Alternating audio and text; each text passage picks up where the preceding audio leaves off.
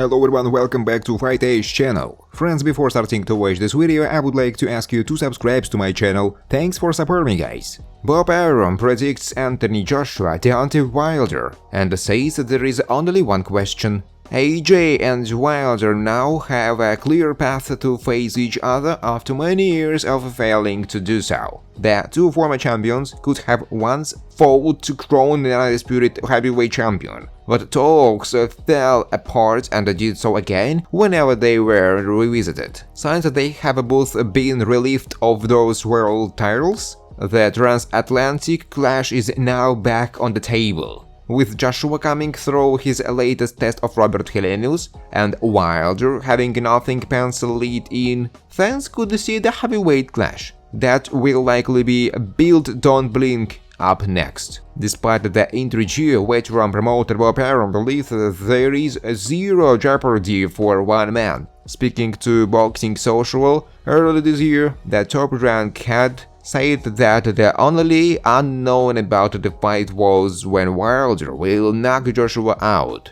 The only question in a Deontay Wilder-Anthony Joshua fight is, in my opinion, what round Wilder knocks Joshua out. But believe me, he will knock Joshua out. Wilder has famously stopped every man he is faced, not named Tyson Fury. His record has one distance win in the form of a bare-man stubborn, but Deontay Wilder rectified that by stopping him in their rematch. Former UFC heavyweight champion Junior dos Santos does not see much chance for Francis Ngannou in a duel with Tyson Fury. Obviously, I don't see much chance for Ngannou, dos Santos said. In my opinion, he doesn't have boxing, he has power and strength. His punches come unexpectedly and from all sides, you don't know what to expect. And he has a lot of knockout power, since he has long and powerful arms, but I don't see any special skills in his boxing. Of course, a fight is a fight. For God's sake, I don't want to take anything away from Ngannou. I am a fan of this guy, I like to watch him fight, but that's the reality. The main thing for Ngannou is a knockout power. He has long arms and all that, but over time it will decrease. Plus bigger blows, especially against a big guy like Tyson Fury. To be honest, I would give Tyson 95% and Ngannou 5%. He will have to rush forward in the first 3 rounds. Tyson Fury is used to moving, but Ngannou is not. He will get tired. It's all about strategy. Ngannou has to hurry and look for the punch he needs. Don't give Fury a lot of space, close the distance and use all the strength he has in the early stage, because if he wants too long, it will be harder for him. Olympic champion Alexander Povetkin does not expect a competitive confrontation in the fight between world boxing champion Tyson Fury and the former UFC champion Francis Ngannou, which will be held on October 28 in Saudi Arabia, and the fact of its holding was explained by a banal reason, relevant however for any fight in professional boxing. I know Ngannou is a former UFC champion. My opinion is that they do what they can earn money on. If it is organized, then there is a demand. I am convinced that Fury will win, but if they fought in MMA, it would be interesting, and in boxing, in one gate, Povetkin said. Joshua is no slouch in the power department either, having recently proved that against Helenius.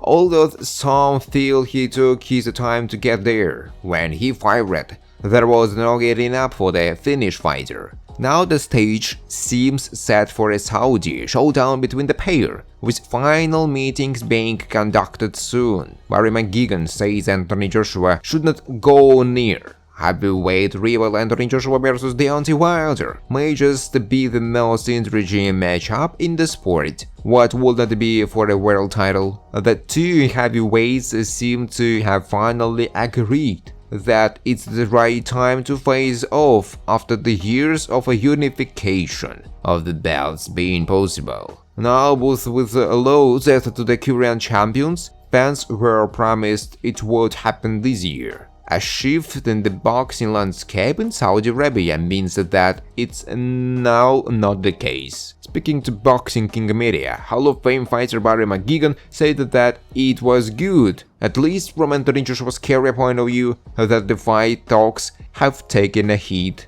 It's disappointing, but if I'm managing Anthony Joshua, I would not go near Wilder. Wilder has got tremendous power. I know he is vulnerable, and he is being stopped and all of that sort of stuff by Fury. He has the sort of punch that he can hit you from the back of the room and knock your head off. Why would you take the risk of that? I don't think it's a bad idea to avoid it. Certainly at this stage, if I were him, I would be wanting to win the world title again. So, either fight Fury. Promoter Eddie Hearn tells Boxing Social that the hard-hitting American is still very much the target for his charge. Even despite the task of now finding a new site, he is still open to AJ fighting this December, if the fight can't be finalized soon. As for Wilder, it looks like he will remain inactive until he gets his hands on Joshua. Talk of a fight in the meantime with Andy Ruiz Jr. has fallen apart due to a dispute on the purse. Former world heavyweight champion Anthony Joshua, who no longer intends to box until the end of their season, is losing patience with WBC belt holder Tyson Fury because of his alleged unwillingness to fight him.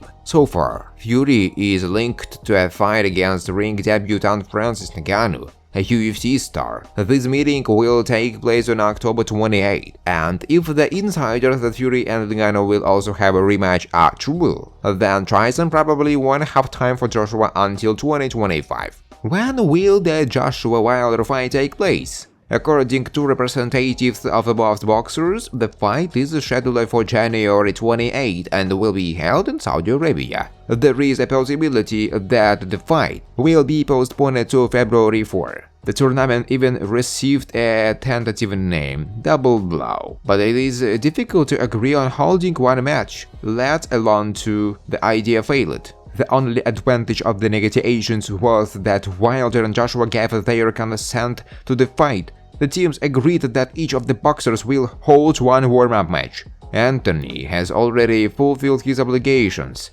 Now it's up to Deontay. The bronze bomber was supposed to meet Andy Ruiz at the beginning of the summer. Later, their fight was postponed to September, then to October and eventually cancelled altogether. The Mexican was constantly challenging the terms of the deal. Now Deontay is in search of a new opponent. What can prevent the Joshua Wilder duel? According to promoter Eddie Hearn, there is a possibility of cancellation of the fight. But the fans should not worry. This can happen if investors suddenly change their mind and withdraw their money back. All this is unlikely. Businessmen understand that they need to fight now. Any defeat of one of the boxers will critically reduce the market value of the fight, and then it will be possible to forget about its holding forever. Even if one of the fighters is injured, the fight will be postponed to a later date, and this will not be a threat of complete cancellation. Do not forget about the fight of Deontay Wilder. Only his future opponent can mix all the cards. Not all fans like the idea of a belated duel. Many respond with criticism, saying that it is too late. Joshua has degraded, and Wilder has suffered 2 heavy defeats, which means he can no longer show his best performance.